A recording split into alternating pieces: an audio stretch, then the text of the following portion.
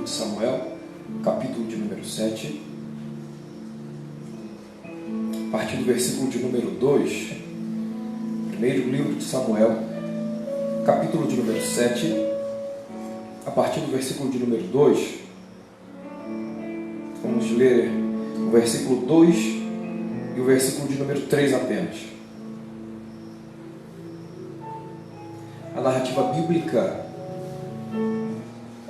dirá-nos o seguinte: e sucedeu que, desde aquele dia, a arca ficou em Quiriate-Jearim, e tantos dias se passaram, que chegaram até 20 anos, e lamentava toda a casa de Israel após o Senhor.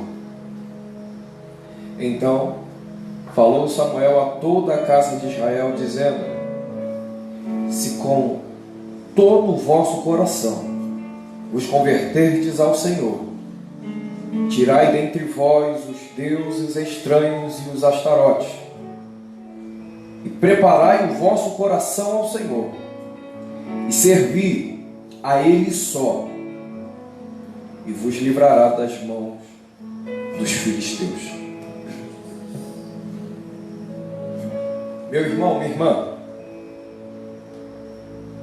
quando nós nos esbarramos com o primeiro livro de Samuel da Bíblia Sagrada, nós precisamos ter em mente que este livro é, na verdade, no cenário veterotestamentário, que é o período do Antigo Testamento, este livro é, na verdade, um divisor de águas.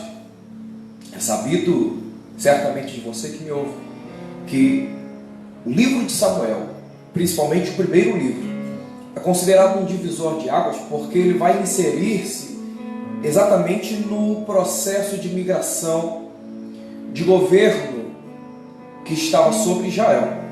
Antes do primeiro livro de Samuel, nós temos instaurado o cenário dos juízes.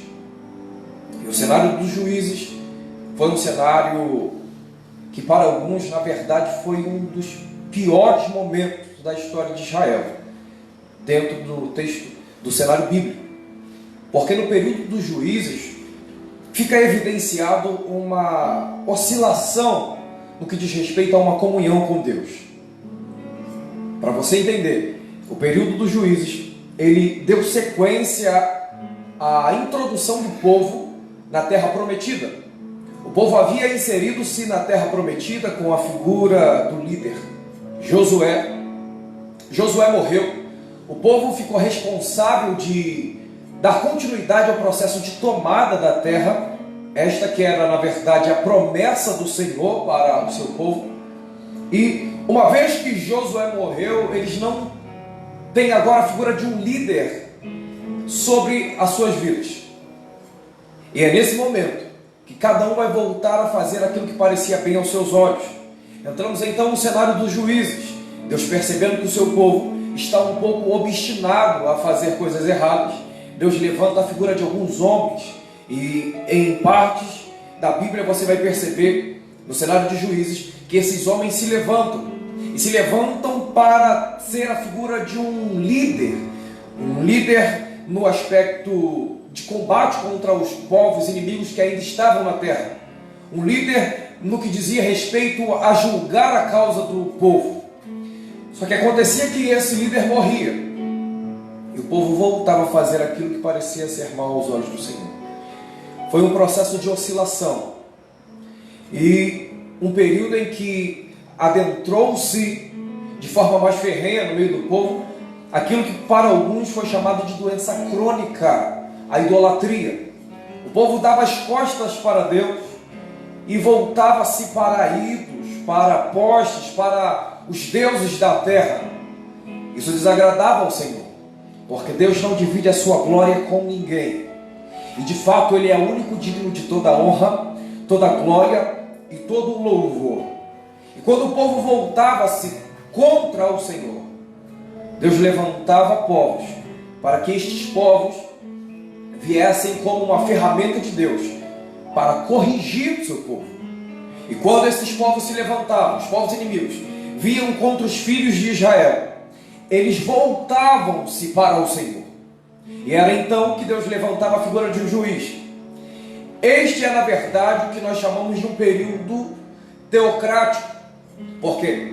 O período teocrático, para que você entenda, era o período em que Deus governava o seu povo e governava de forma direta, e valia-se então pelos seus profetas e a figura desses juízes. Só que Deus já havia falado que levantaria um rei para o povo, e não faltava muito para que a figura deste rei viesse a estar em evidência no meio do povo. E é por isso que Samuel é considerado um divisor de águas, porque é exatamente aqui que ele vai se inserir, neste processo de divisão, nesse processo de transição, melhor dizendo, entre um governo teocrático, que era o governo direto de Deus, para um governo que deveria ser monárquico teocrático, um governo onde um rei seria levantado, e esse rei governaria o povo segundo a direção de Deus. Mas nós precisamos entender que nas primeiras páginas do livro de Samuel, do primeiro livro, ainda não vai haver a figura deste rei. E é por isso que nós compreendemos que nas primeiras páginas do livro de Samuel, o período de juízes ainda está implantado. Por isso que Samuel é considerado um profeta, sacerdote e juiz. E Samuel vai aparecer exatamente no período de grande crise para o povo. Samuel vai aparecer, senhoras e senhores, num período de grande dificuldade, de grande apostasia, em que os filhos de Israel estavam enfrentando. Quem é a figura de Samuel? Samuel é, na verdade, a figura do filho milagroso, a figura daquele que vai aparecer em um momento de caos, em um momento de dificuldade. Pasmem os senhores e as senhoras, Samuel não vai aparecer apenas quando a crise está do lado de fora. Samuel vai aparecer quando a crise não apenas está do lado de fora da casa, mas também está dentro da casa. Samuel vai aparecer em um lar onde havia uma disputa, uma rivalidade. Eucana, casado com Ana, e com aquela que nós conhecemos como sua opositora, Penina. Ana não podia gerar filhos, a história é muito conhecida.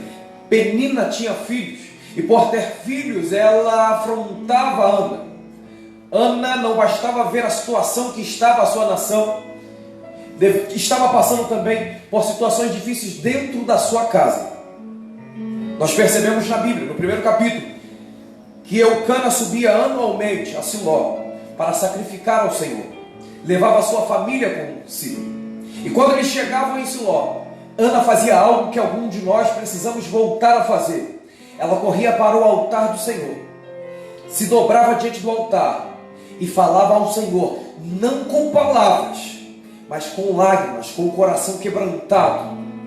É daqui que nós vamos ver uma grande resposta vindo, não apenas para a vida de Ana, mas para a vida de toda a nação. Perceba o que é que vai acontecer aqui. Deus vai se valer de uma situação complexa que a nação está passando, e de uma situação difícil em que Ana está passando, e da dificuldade de Ana, Deus vai extrair aquilo que vai ser a resposta, não apenas para as dificuldades de Ana, mas para também as dificuldades de toda a nação. Deus vai extrair da dor, do momento de dificuldade de Ana, Samuel, porque Ana vai diante do altar do Senhor, ela clama, ela fala com o Senhor com lágrimas, a sua alma está gemendo diante do Senhor. O sacerdócio dessa época está corrompido, não consegue discernir mais o som ou uma expressão de um adorador. Quando o sacerdote ele percebe que Ana está se derramando diante do Senhor, está mexendo seus lábios, mas não sai palavras, ele vai liberar uma palavra sobre Ana. Até quando estarás tu embriagada? Por que ele está liberando essa sentença? Porque ele está tão longe de Deus que não consegue mais compreender o grito de uma alma que precisa de um favor do rei. Talvez você esteja sendo vitimizado, esteja sendo alvo de algumas pessoas que estão tão longe de Deus que não conseguem compreender o seu clamor, as suas lágrimas, as suas súplicas. Ana não está falando a Deus em oração. E como bem disse John Bunyan, é melhor uma oração sem palavras e com um coração do que uma oração com palavras, mas sem coração. Ana não tem palavras na sua oração, mas o seu coração está entregue, a sua alma está entregue. E tudo que o Senhor quer nesses dias de dificuldade que a nossa nação está enfrentando é poucas palavras e mais expressão da alma, porque muitas pessoas neste momento de dificuldade aparecem com muitas palavras lisonjeiras, palavras que vêm como se fossem palavras de autoajuda, mas essas palavras, na verdade, para muitos não passam de palavras vãs. Deus não quer tantas palavras, Deus quer de nós expressões, e certamente esse momento de dificuldade está servindo para extrair de algumas pessoas que estão trancadas dentro da sua casa expressões de um verdadeiro adorador. E eu preciso liberar uma palavra de Deus para a sua vida neste momento, nesse cenário de dificuldade, nesse cenário de crise que você está enfrentando. Deus irá extrair algo que servirá como uma resposta para a sua vida e para todos aqueles que estão ao seu redor. É exatamente isso que Samuel vai ser para a vida de Ana, vai ser para a vida de Elcana, vai ser para a vida de Penina e vai ser para a vida de toda a nação. Uma pronta resposta de Deus. E por que Deus está dando uma pronta resposta? Porque alguém decidiu parar de lançar palavras ao vento e se derramou no altar do Senhor. Talvez você não esteja diante de um altar aqui na igreja, num templo, mas dentro da sua casa, dentro do seu quarto tem um altar, um lugar de oração, um lugar onde você pode se quebrantar. Jesus, quando estava ensinando a oração, ele disse em Mateus capítulo 6, versículo 6: tu, porém, quando orares, entra no teu quarto, fecha a tua porta, fale com o teu pai em secreto, porque o teu pai que vem em secreto te recompensará publicamente. As palavras de Ana não estavam sendo conhecidas na terra, mas os céus estavam com os ouvidos abertos, ouvindo o clamor de Ana. A oração de Ana não estava sendo percebida na terra, mas os céus estavam dizendo: eu conheço esse barulho, eu conheço essa expressão, eu conheço essas lágrimas. Deixa eu te dizer algo, talvez a sua oração não esteja sendo conhecida na terra, nem precisa, porque quando a sua oração é desconhecida na terra, os céus estão abertos dizendo: eu estou ouvindo a sua voz. Portanto, não pare de clamar, não cesse de clamar, porque nesse período de quarentena, nesse período de crise global, Deus irá extrair do seu clamor uma resposta que virá ao encontro das suas necessidades. Não pare de clamar. Deus ouve a oração de Ana. Deus responde. Nasce Samuel. Ana havia feito um voto ao Senhor, e ela disse que se o Senhor a presenteasse, dando-lhe um filho, ela o devolveria, e este serviria ao Senhor no tabernáculo. Ela cumpre com o seu voto. Entramos no capítulo de número 2. Samuel vai crescendo. Capítulo de número 3. Deus fala com Samuel, com o jovem Samuel. Samuel tem a percepção da voz de Deus. Samuel está sensível à voz de Deus. Deus chama Samuel antes que a lâmpada do templo se apagasse.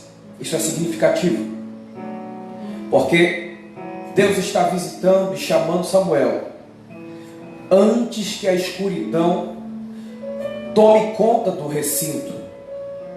Eu preciso dizer isso para você, que Deus, Ele vai te visitar, Ele vai te alcançar, Ele vai falar com você de forma clara, antes que a escuridão te acometa a sua casa, antes que a dificuldade, de forma mais ferrenha, alcance a sua casa. Deus falará com você, e Deus te visitará trazendo a resposta necessária. Deus fala com Samuel. Samuel vai crescendo. Eli vai se distanciando da presença de Deus, vai ficando insensível. Entramos no capítulo de número 4. O povo ainda está perdido, longe de Deus.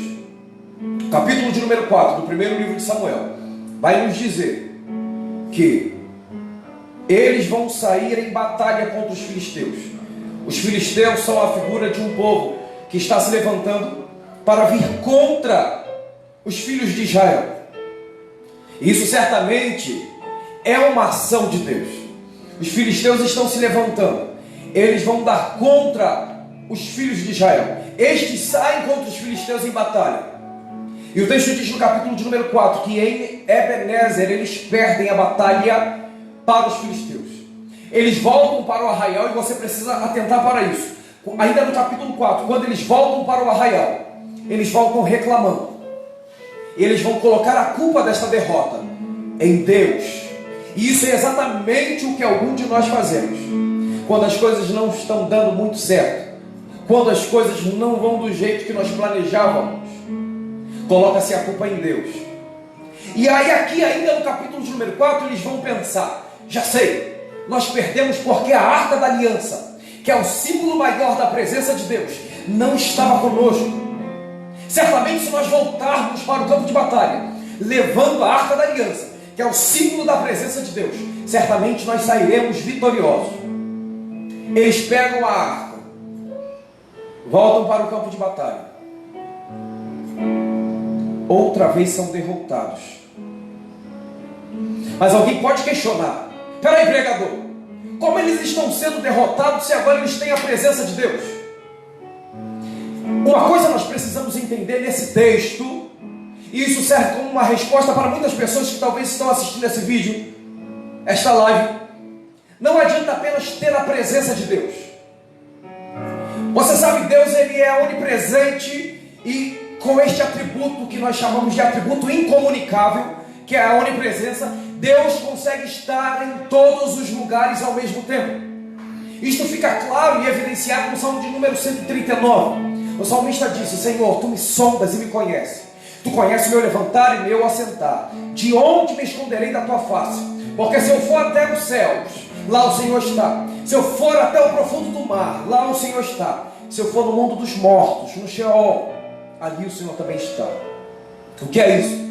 A onipresença de Deus. Deus está em todos os lugares ao mesmo tempo. Por que eles não saíram vitoriosos, já que estão com a presença do Senhor?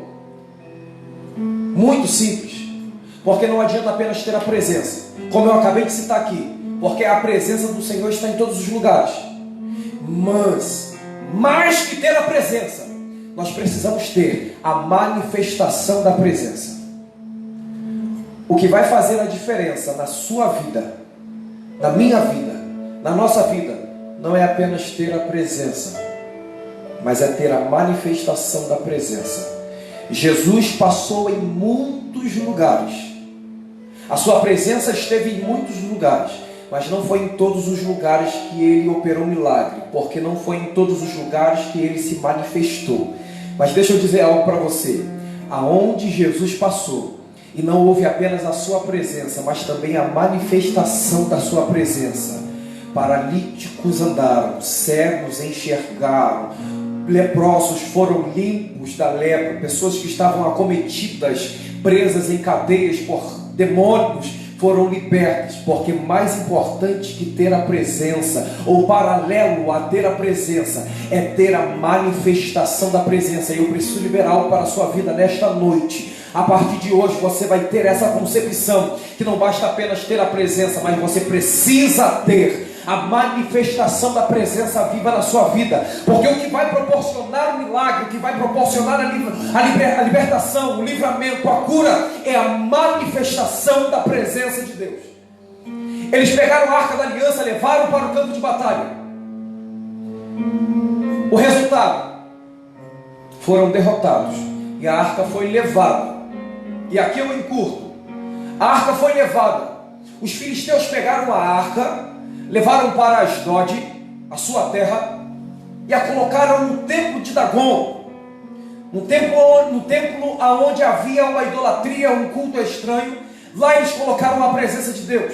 Nesse interim, um dos que fugiu do cenário de derrota correu até o arraial e gritou para Siló, gritou em Siló para Eli: a arca foi levada, os teus filhos morreram.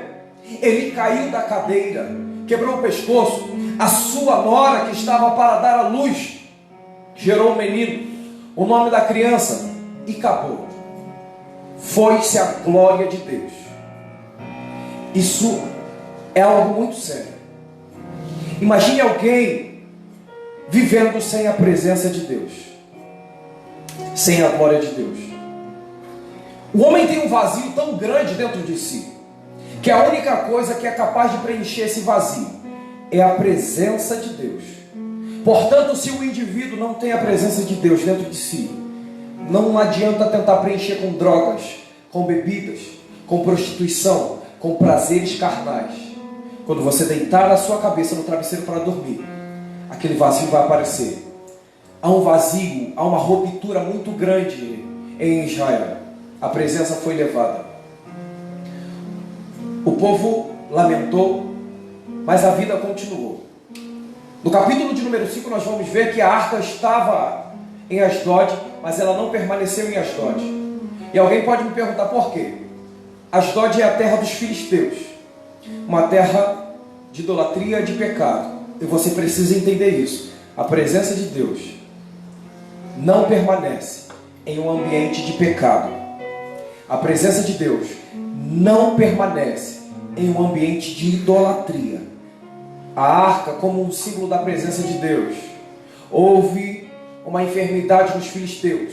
Eles colocaram a arca para fora. Esta foi levada. E aí nós chegamos no texto que nós lemos. Depois que a arca saiu de diante dos filisteus, ela foi levada e ficou em Kiriat Jearim. E o texto que nós lemos aqui, já caminhando para o final, vai dizer que a arca da aliança ficou em Kiriat Jearim tantos dias, que chegou a completar-se 20 anos. E aí o povo lamentava. Eu preciso que você atente para isso. A arca ficou um período em Asdod, na terra dos filisteus. Depois de Asdod foi para Kiriat Jearim. 20 anos se passaram. Após isso, o povo lamentou. Eu preciso que você desperte para o seguinte: quanto tempo mais você vai conseguir ficar sem ter a presença de Deus dentro da sua vida, dentro da sua casa? Quanto tempo mais você vai esperar para lamentar, para sentir a falta da presença de Deus? Foi preciso as portas dos templos se fecharem. Foi preciso as atividades dos templos, das igrejas, os cultos cerrarem, para você perceber quão importante é a presença de Deus, a comunhão com os santos. Eu preciso dizer algo para você neste momento. Deus está se valendo também deste período de quarentena, deste período de pandemia, para te despertar e para que você possa cair em si e ter em mente que você não pode mais viver sem a presença de Deus. O povo lamentou e chegou a Samuel. E é nesse momento, e aqui a gente encerra, que Samuel vai falar a toda a casa de Israel, dizendo: se com todo o vosso coração vos converterdes ao Senhor, tirai dentre vós os deuses estranhos e preparai o vosso coração ao Senhor. Arrependimento, limpeza e preparação do coração. Samuel vai encerrar dizendo: o Senhor livrará das mãos dos filisteus. Certamente algumas pessoas que estão ouvindo precisam de um livramento da parte de Deus, de um socorro da parte de Deus. Está muito claro o passo a passo. Primeiro, arrependimento. A palavra é clara. Converter. Uma conversão é uma mudança de direção. Samuel está dizendo: se vocês se converterem e tirar de dentre vós os deuses estranhos. Perceba a ordem. Primeiro precisa haver uma conversão e depois uma limpeza, porque não se limpa sem antes haver a conversão. Porque uma limpeza sem conversão é na verdade apenas uma maquiagem. A sujeira vai voltar a aparecer. A presença de Deus vai voltar para a sua vida e vai voltar para a sua casa. Mas para que ela volte e permaneça, primeiro você precisa mudar de direção, arrepender-se, tirar do meio da sua casa, da sua vida, tudo aquilo que fere a sua comunhão com o Senhor. E por último, preparar o seu coração. E Samuel encerra dizendo: depois de você converter, fazer o processo da limpeza, preparar o seu coração, aí sim, você vai servir a Ele só. E servindo só a Ele, Deus te livrará das mãos dos filisteus. Nós queremos livramento, nós queremos milagre, nós queremos o socorro do Senhor, mas não queremos passar pelo processo de limpeza, não queremos passar pelo processo de conversão. Deus não quer apenas ser uma espécie de Papai Noel que te presenteia apenas uma vez por ano, como um conto da carochinha, como uma mera ficção. Deus quer ser um Pai presente na sua vida. E este processo de conversão, este processo de preparação do coração, é para que Ele possa habitar na sua vida. Eu quero orar com você neste momento. Eu quero crer e profetizar que a presença está voltando para a sua vida. Você ouvinte, você meu irmão, você minha irmã, você que nos assiste neste momento, que talvez está há tanto tempo longe da presença do Senhor, está há tanto tempo sem visitar uma igreja, sem participar de um culto. Essa palavra é também para você, que precisa e sente o desejo de ter a presença de Deus de volta na sua vida. Aonde você está, talvez você esteja se perguntando: é possível? Mediante a tudo que eu já fiz de errado, eu preciso te dizer que sim, é possível a presença voltar. O que eu preciso fazer então? Converter-se, tirar tudo aquilo que atrapalha a sua comunhão com Deus e preparar o seu coração, porque a presença está voltando.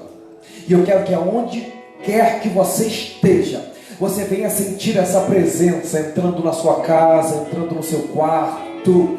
Sinta aí esse arrepio, esta presença maravilhosa que volta para a sua vida. Sabe por quê? Eu tenho certeza que você que está ouvindo essa palavra e reconhece que precisa de mudança, o processo de mudança começou desde quando você começou a ouvir essa palavra, porque a palavra de Deus é viva e eficaz, mais penetrante do que qualquer espada de dois gumes, penetrante até a divisão da alma, do espírito, juntas e medulas, e é apta para discernir os pensamentos e a intenção do coração. E tenha em mente o que Isaías disse no capítulo 55, verso 11, que toda palavra que sai da boca de Deus, ela não volta vazia, antes produz o efeito para o qual foi lançada. E essa palavra está produzindo, está gerando algo na sua vida. E meu irmão, minha irmã, você passou tanto tempo sem a presença de Deus, mas nessa noite, através da live, meu pastor, pregador, é possível ter a presença de volta sim, porque o Deus que está aqui, Ele te visita aí aonde quer que você esteja. A presença que está aqui entra pelas portas, pela janela, ou atravessa o teto da sua casa e te pega neste momento e te diz: não acabou, não é o ponto final. Você pode ter pecado, você pode ter vivido uma vida de promiscuidade, você pode ter cometido muitos erros, mas se você se converter, se você se arrepender, se você voltar-se para o Senhor, esta presença vai te abraçar e a esperança vai voltar. Portanto, nesse momento eu quero orar com você e quero te pedir, aonde quer que você esteja, tenha certeza que Deus te visita, que a presença do Senhor te alcança, e você não vai ter apenas a presença, mas você vai ter também a manifestação da presença. Depois deste contato que o povo teve com Samuel, no processo de conversão, de preparação do coração, Samuel liberou uma palavra sobre a vida deles: o Senhor os livrará dos filisteus. Eu acredito que você não tem dificuldade de pegar a palavra profética, então aonde você estiver, receba esta palavra, mediante o teu posicionamento diante do Senhor. Deus irá te livrar de todo e qualquer tipo de inimigo.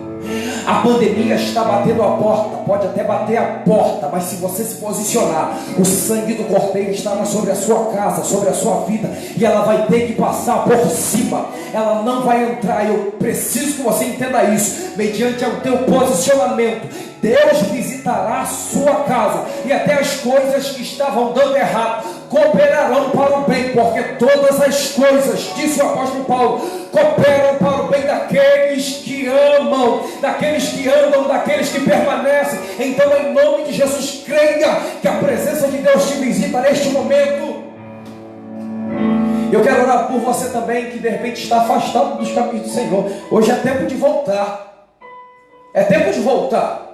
É tempo de voltar a ter a presença dentro de você. Chega de deitar a sua cabeça no travesseiro, noites mal dormidas. Chega de sentir esse vazio dentro de si. Deus preenche hoje o vazio dentro do seu ser, mediante o seu posicionamento. Eu quero orar com você.